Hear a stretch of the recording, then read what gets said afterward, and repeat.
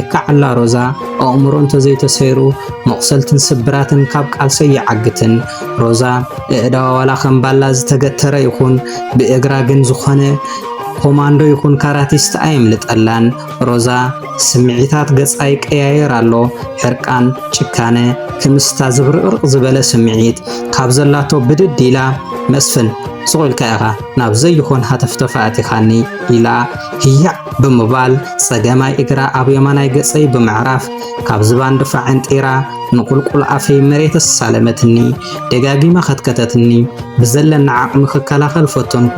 ካብ መጥቃዕቲ ሮዛ ግን ክድሕን ኣይከኣልኩን ሮዛ ተሃሲን ኣለኺ በልኩዋ ኣምሪረ ጸላእኩዋ ኣብ ሕቆይ ዝጸሓፈቶ ጫማ እግራ ምስ መሬት ሳሊሙን ዓቐባ ኣፈይ ክግልበጥ ገይርን ኣሎ ዳግም ሮዛ ተሃሲን ኣለኹ በልኩዋ ሮዛ እቲ ኣብ ደረተይ ዕሪፋቶ ዝነበረት እግራ ኣልዒላ ኣብ መሬት ብምዕራፍ መስፍን ካብዚ ብላዕሊ መሃረምኩኻ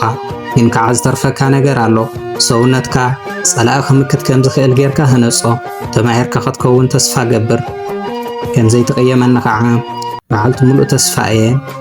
ተልዓል ሕቆፈኒ ኢላ እቱ ክዕጸፍን ክዝርጋሕን ዘይኽእል እረዋ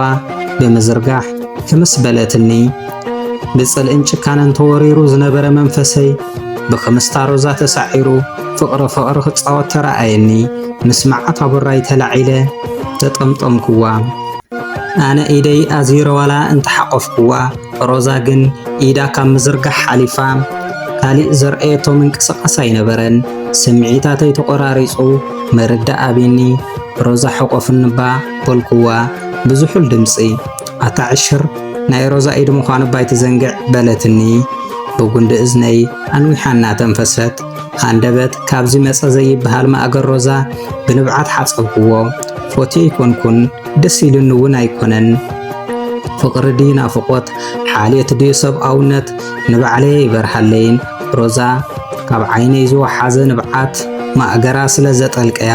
መስፍን ኣይትንበዓለይ ንገዳላይ ከዓ ይነብዕን እንታይ ኮይኑ ኢልካ ትነብዕ ኣለኻ ሮዛ ኢዳ ምጭባጥ ምዝርጋሕ ስለ ዝኣበያ ቧ ዘይበሃል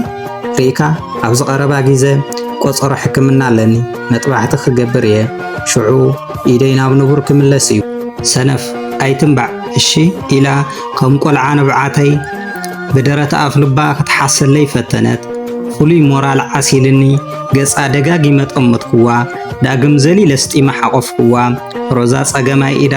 ኣብ ማእገረይ ሰቂላ ቅርብ ኢላ ሓውሲ ምጥባር ናብ ደረታ ኣቕሪባ ምሕዝነት ዘጠናኽር ዕላል ናዕለለትኒ ካብ ድፋዕ ክምስና በልና ንድሕሪት ተመለስና ክትፍለየኒ ክትብል ንግዳጅ ክንብገስ ኢና